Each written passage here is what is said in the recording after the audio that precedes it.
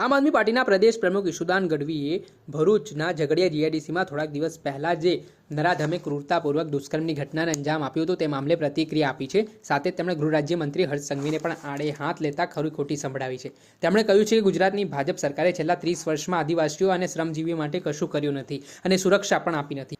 ભરૂચ જિલ્લાના ઝઘડિયામાં એક 10 વર્ષની નાની બાળા પર બળાત્કાર કરવામાં આવ્યો અને ત્યારબાદ 1 મહિના પહેલા પણ તેની સાથે એ જ વ્યક્તિએ બળાત્કાર કર્યો હતો અને વધુ દર્દનાક વાત એ છે કે બળાત્કારના આરોપીએ તે બાળાના ગુપ્તાંગમાં સળિયા નાખ્યા હતા અને ક્રૂરતાપૂર્વક હેવાનિયતભર્યું કૃત્ય આચર્યું હતું। ગુજરાતમાં નિર્ભયા કાંડ કરતાં પણ વધુ ક્રૂર ઘટના ઘટી છે। કોલકાતામાં ડોક્ટર દીકરી સાથે જે ઘટના ઘટી તે નિર્ભયા સાથે જે ઘટના ઘટી હતી તેના કરતાં પણ વધુ દર્દનાક ઘટના ગુજરાતની 10 વર્ષની બાળકી સાથે બની છે। આ મામલાને લઈને પહેલા તો શું કહી રહ્યા છે આમ આદમી પાર્ટીના પ્રદેશ પ્રમુખ ઈશુદાન ગઢવી, તેમણે હાથ લેતા ગૃહ રાજ્યમંત્રીને શું વાત કહી તે સાંભળી લો।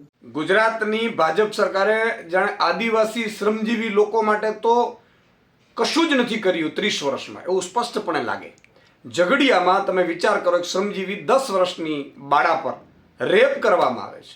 1 મહિના પહેલા પણ એની સાથે રેપ થયો છે અને આરોપી દ્વારા એમના ગુપ્તાંગમાં સળિયા નાખાય અને ક્રૂરતા કરવામાં આવે। આ કેટલી હદે નિર્ભયાને શરમાવે એવું કાંડ ગુજરાતમાં બન્યું છે। કલકત્તામાં કાંડ બન્યું હતું, ડોક્ટર કાંડ જે દીકરી સાથે બન્યું હતું, નિર્ભયા દીકરી સાથે જે કાંડ બન્યું હતું, એનાથી પણ બદતર કાંડ આજે ગુજરાતમાં બન્યું છે। હર્ષ સંઘવીની પોલીસ માત્ર વિપક્ષ પાછળ લગાડવામાં આવે છે, એની પોલીસને સુરક્ષા વ્યવસ્થાનું કામ જ નથી કરવા દેવામાં આવતું। તો ભૂપેન્દ્રભાઈ અને હર્ષભાઈ આની જવાબદારી લે।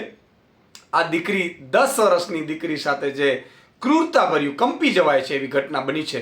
હું એમ કહું છું ખૂબ જ દુઃખદ છે।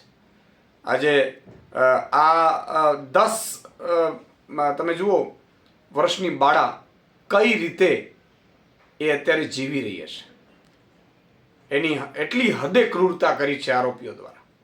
અને આ એક ઘટના નથી, ગુજરાતમાં ભાજપના મોડલમાં દરરોજ હત્યાઓ, બળાત્કાર ને ગેંગરેપ થઈ રહ્યા છે અને મંત્રીઓ ફાંકા ફોજદારી કરી રહ્યા છે। આ ખૂબ જ દુઃખદ છે।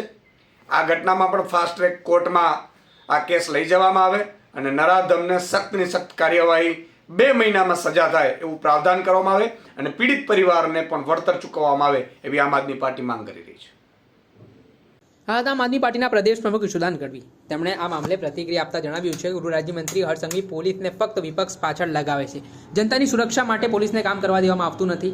મુખ્યમંત્રી ભૂપેન્દ્ર પટેલ અને હર્ષ સંઘવી આ ઘટનાની જવાબદારી લે તે પ્રકારની વાત તેમના દ્વારા કરવામાં આવી છે અને કહ્યું છે છેલ્લા ઘણા વર્ષોથી હર્ષ સંઘવીના રાજમાં કાયદો વ્યવસ્થાની સ્થિતિ કથળી ગઈ છે। આ એક ઘટના નથી। ગુજરાતમાં ભાજપના મોડેલમાં રોજ હત્યાઓ, બળાત્કાર, સામૂહિક બળાત્કાર, લૂંટ સહિતની ઘટનાઓ ઘટી રહી છે અને બીજી બાજુ મંત્રીઓ ફાંકા ફોજદારી કરી રહ્યા છે।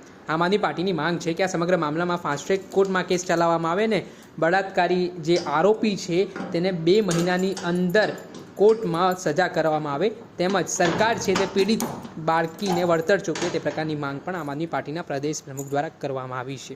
દર્શક મિત્રો, એનકવરેજ ન્યૂઝને આપ લાઇક કરી લો, સબસ્ક્રાઇબ કરી લો અને શેર કરવાનું ભૂલતા નહીં।